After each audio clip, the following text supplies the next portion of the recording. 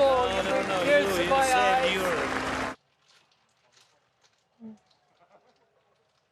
Incredible moment between Ukrainian President Volodymyr Zelensky and an American World War II veteran on this D-Day. Earlier, President Biden stood here in Normandy and told the world, quote, "We will not walk away from Ukraine." Short time ago, I spoke with John Kirby, White House National Security Communications Advisor, about America's future role in this war. Watch.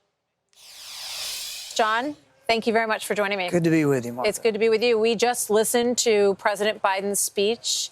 He spoke forcefully about defending democracy, about turning back tyranny. He said, when we are asked, and is it our turn, we will say yes, something to that effect.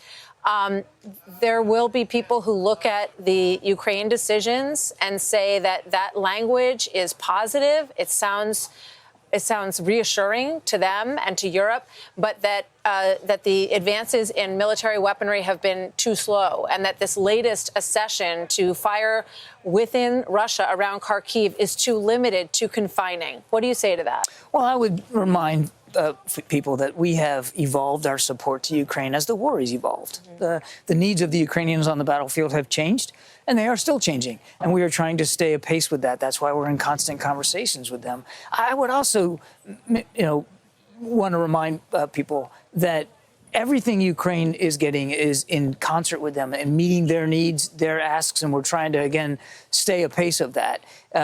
But I think it's also, the last thing I'll say, and then I promise I'll end the answer, is take a look at what Russia has suffered. And the president alluded to some of this in his speech. More than 350,000 casualties. A million young people leaving the country because they don't want to be there anymore. An economy that's basically a war economy and not doing that well.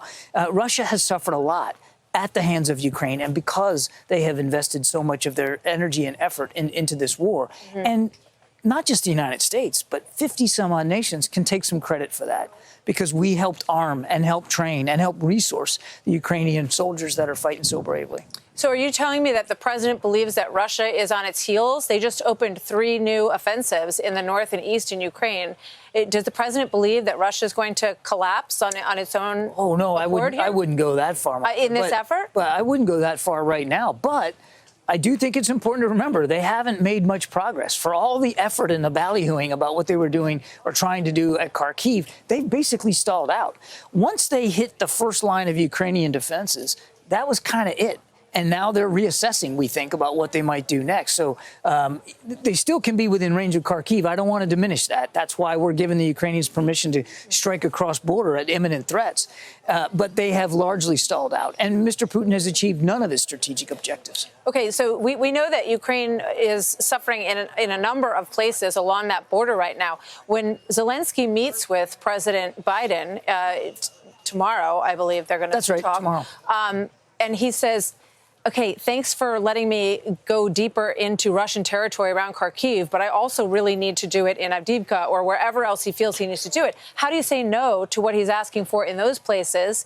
And why would you, if he's committed, as he just said, to peace, which means zero occupation from Russia inside of Ukraine? Well, we haven't had those conversations with the Ukrainians. We'll see where it goes tomorrow. The president's looking forward to another chat with President Zelensky. The immediate need right now was Kharkiv, because the Russians were pushing in, trying to establish a buffer zone on the Ukrainian side of the border so that they could hit Kharkiv, because they want to get Kharkiv. That's what the need is right now. We will, as I said to my first answer to you, we'll keep in touch with the Ukrainians nearly every day. And if we have to make adjustments, we'll make adjustments. So the Wall Street Journal wrote a piece about this, and they said that this is a message to Putin: just back up a little bit and we'll leave you alone. Get off that border area. You back up a little bit. We're not going to allow Ukraine to use ATACMS that go deeper into your territory.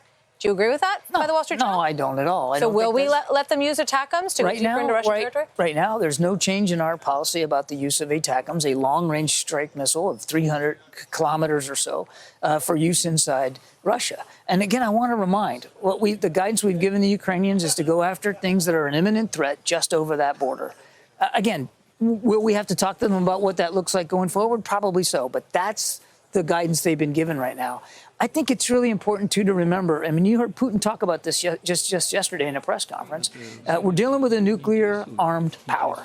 And I think we can all agree, especially people that love Ukraine and want to see Ukraine succeed, that an escalation of this conflict to really become potentially World War III, to become the U.S. versus Russia, which Putin already thinks it is, could be not only disastrous for the Ukrainian people, but disastrous for people all across Europe. You know, so I guess it's a question. We're sitting here at the Normandy American Cemetery, which of course makes everyone think of World War II.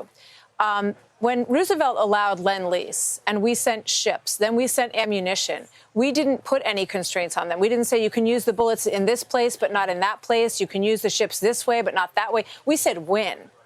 Do what it takes to win with our help.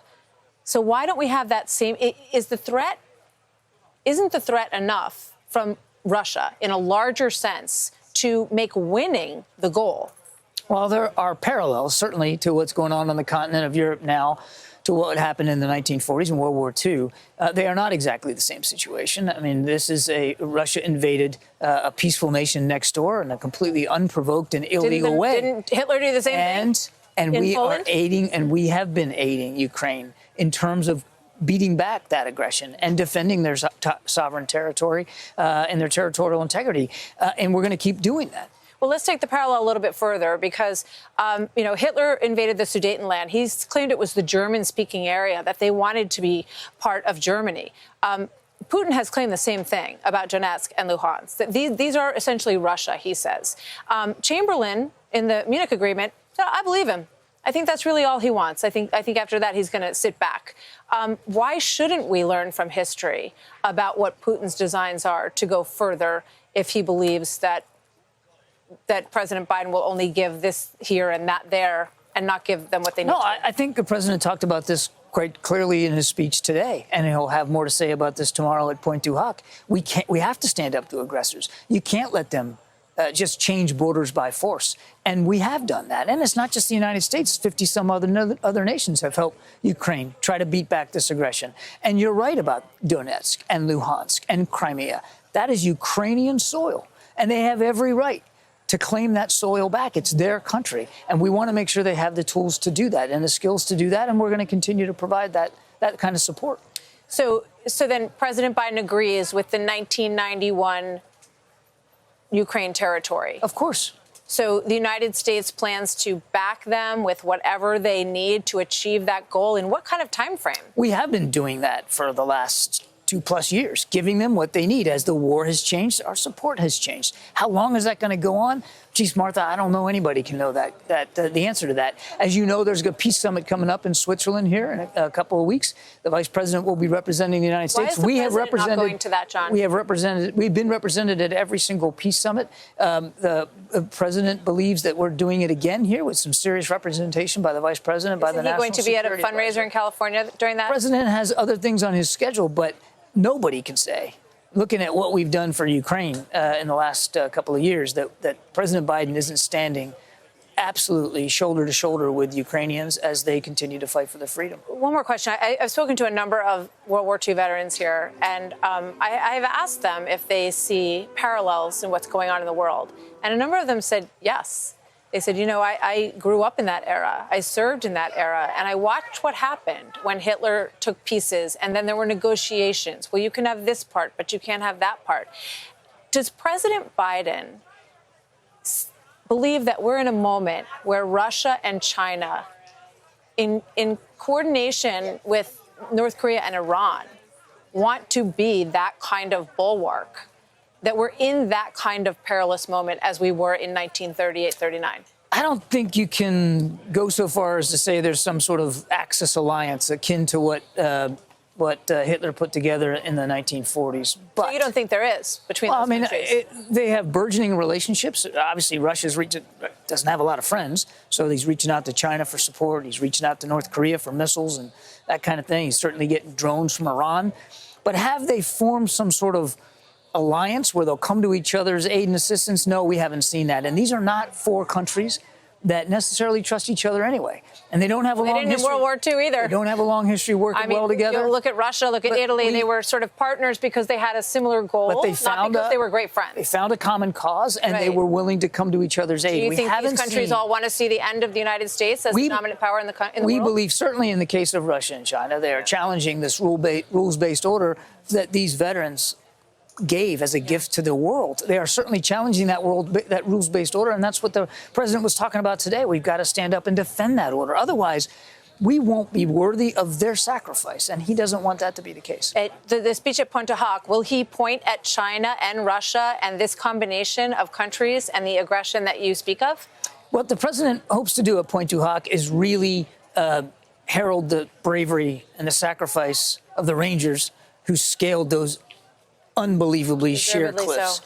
And I think he wants to focus tomorrow's remarks really more on them and remembering them and being worthy of their sacrifice. That's what that tomorrow's speech is all about. John Kirby, thank you. My pleasure. It's great to see you in person, and always good to have sit down and talk with you. It's great to be here with you, especially on this special anniversary at this incredibly sacred place. We're all very fortunate to be here to honor these men. We are. John, thank you very much. My pleasure. Thank you. Hey, Sean Hannity here. Hey, click here to subscribe to Fox News YouTube page and catch our hottest interviews and most compelling analysis. You will not get it anywhere else.